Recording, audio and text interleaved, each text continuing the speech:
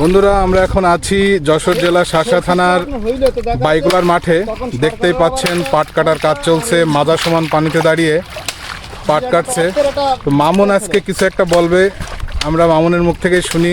মামুন, তুমি কি বলতে চাইছিলে ওটা একটু বলো। বলো বলো, আমাদের দর্শক ঠিক করে দিলে হবে, আর কিছু লাগবে।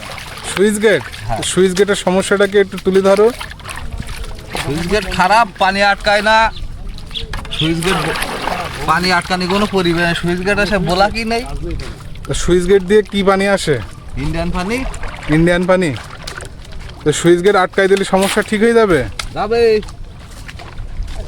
আসলে সুইচ গেটটা যদি ঠিক করা যায় তাহলে এই অঞ্চলের কৃষকেরা আপনার পানির হাত থেকে একটু রেহাই পাবে, মাঠে ফসল ফলাতে পারবে, সবাই স্বাবলম্বী হবে। তো ভিডিওটি বেশি বেশি শেয়ার করে দিন। সবাইকে ধন্যবাদ।